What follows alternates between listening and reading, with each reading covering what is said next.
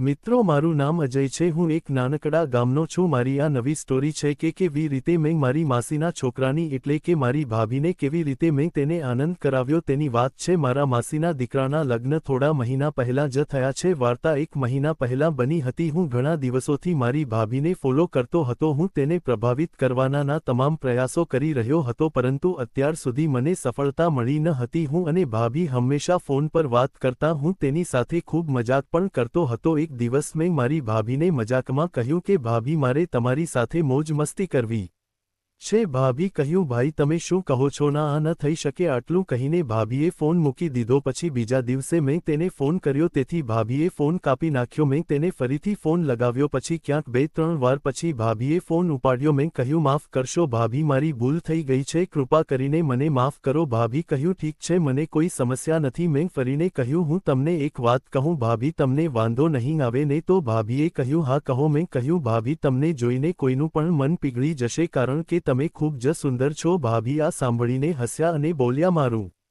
મન હચમચી જશે આનો અર્થ શું? મને સમજાયું નહીં। મેં કહ્યું તે છોડો ભાભી તમને ખરાબ લાગશે। ભાભી કહ્યું તમે મને કહો મને ખરાબ નહીં લાગે। મેં કહ્યું મન ડોલ જાયેગાનો અર્થ છે કે કોઈને પણ તમને ને ગાડી હાંકવાનું મન થશે। ભાભી હસતાં હસતાં બોલી મારી ગાડી હાંકવાની કોઈની હિંમત નહીં થાય તારા ભાઈ સિવાય। તેના મોંમાંથી આવતા કુર્ફ શબ્દો સાંભળીને મેં મોઢું ખોલ્યું અને હિંમતથી કહ્યું મારામાં હિંમત છે ભાભી। ભાભીએ કહ્યું કેટલી હિંમત છે આના પર? મેં કહ્યું મારામાં હિંમત છે જો તમે ઈચ્છો તો ટ્રાય કરી શકો છો। ભાભીએ કહ્યું એ શક્ય નથી કે તું મારી ગાડીને સ્પર્શ કરવાની પણ હિંમત ના કરતો તો? મેં કહ્યું તમે શરત લગાવી અને જો હું હારીશ તો તું જે કહે તે હું કરી અને જો તમે હારશો તો હું તમને જે કહું તે તારે કરવું પડશે। થોડીવાર વિચાર્યા પછી ભાભીએ કહ્યું ઠીક છે। પછી મેં ફોન ડિસ્કનેક્ટ કર્યો। હવે મેં મારી માસી સાથે તેના ફોન પર વાત કરી। પછી માસીએ કહ્યું હું અને તમારા માસા અને તારો ભાઈ રાજકોટ જઈ રહ્યા છીએ। તમે કાંઈ કામ ના હોય તો અહીં ભાભીનું ધ્યાન રાખવા આવતા રહો પછી અમે સાથે જઈશું। આ સાંભળીને મારું હૃદય આનંદથી ભરાઈ ગયું। મને તે લોટરી લાગ્યા જેવું હતું। મેં કહ્યું ઠીક છે તેઓ બધા ગયા।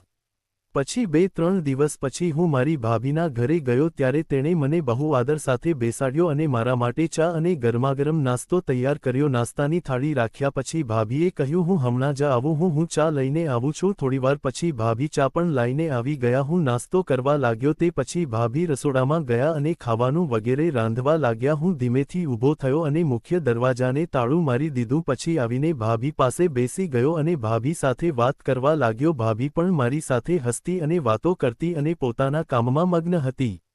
તે રોટલી અને શાક ભાત સાથે પૂરી પણ બનાવતી હતી। હું ધીમેથી ઊભો થયો અને ભાભીની પાછળ ગયો અને તેને જોરથી પકડીને તેના હાથ દબાવ્યો। આના પર ભાભી અચાનક ગભરાઈ ગઈ અને બોલી આ શું કરો છો? મને છોડી દો આ ખોટું છે। પરંતુ મેં તેને છોડ્યો નહીં અને રોટલીના લોટમાં મારી આંગળી દાખલ કરી મેં તેણીની કાથરોટ ઉપર આંગળી કરી હતી। આના પર ભાભી આગળ વધી અને મેં ઝડપથી આગળ વધીને તેને ફરીથી પકડી લીધો। જ્યારે ભાભી અહીંથી ફરવા લાગી ત્યારે મેં તેને રસોડાની દિવાલ સાથે દબાવી દીધા। હવે જ્યારે મેં ભાભીને હેરાન કરવાનું ચાલુ કર્યું તો ભાભી કહેવા લાગી તમે ખોટું કરો છો। બધા આવ્યા પછી હું તેમને આ બધી વાતો કહીશ। મેં કહ્યું તમે કહી શકશો નહીં? તેણીએ કહ્યું કેમ ના કહી શકું? મેં કહ્યું તમે મારી સાથે ખુશ થશો એટલે જ તમે કહો નહીં? તેણીએ કહ્યું ના તમે મને ખુશ કરી શકશો નહીં। ભાભી બબડાટ કરવા લાગ્યા। મેં તેને કહ્યું ફોન ઉપર તો તમે મોટી મોટી બડાશ મારતા હતા કે મારી ગાડી કોઈ હાંકી શકશે નહીં તો ચાલો આજે તમારી ગાડી બતાવો। આજે હું તેમને પૂર ઝડપે હાંકીને બતાવીશ। ભાભીએ મને કીધું રહેવા દે એ તારા હાથની વાત નથી તો મેં પણ જીદ કરી કે ના આજે તો હું ગાડી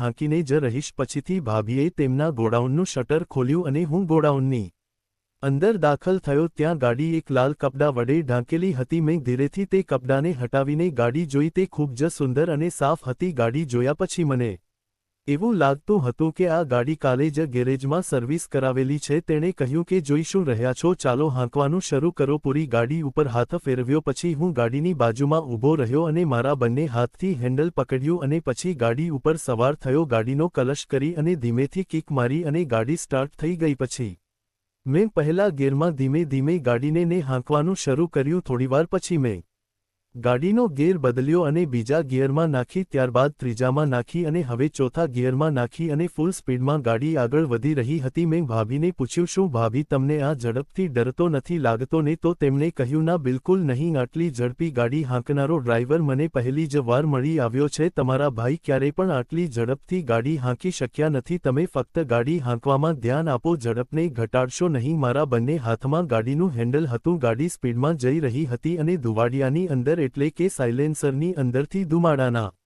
ગોટા છૂટી રહ્યા હતા। સાયલેન્સર ગરમ થઈ ગયું હતું। મારી ગાડીની સ્પીડ ત્યારે ઓછી થઈ જ્યારે એક સાથે 3-4 સ્પીડ બ્રેકર રસ્તામાં આવ્યા એટલે મેં ગાડી ધીમી પાડી અને 2-3-4 સ્પીડ બ્રેકર આવતા જ ગાડી બંધ પડી ગઈ। એટલે ભાભીએ કહ્યું કે બસ મોટા, હવે આપણે અહીંયા આ ગાડીને પોરો આપશું કારણ કે ગાડી ખૂબ ગરમ થઈ ગઈ છે, એમને ઠંડી થવા દેવી પડશે। ત્યાં સુધીમાં તું ઠંડુ પાણી પી લે અને મને પણ આપ। પછી અમે બંને ઠંડુ પાણી પીધું। ગાડીને સાઈડ ગોળી મારીને ટેકવેલી હતી। ગાડીનો પ્લગ પણ ગરમ થઈ ગયેલો હતો, આથી એની ઉપર પણ થોડું ઠંડુ પાણી રેડ્યું। 5 થી 20 મિનિટ ગાડીને ઠંડી કર્યા પછી હવે તે ફરીવાર સવારી માટે તૈયાર હતી। જો મિત્રો આગળનો પ્રવાસ ગાડીએ કઈ રીતે કાપ્યો તે જાણવા માંગતા હો તો વિડીયોને લાઇક અને ચેનલને સબસ્ક્રાઇબ જરૂર કરશો। ફરી મળશું એક નવા વિડીયોમાં, ત્યાં સુધી આવજો।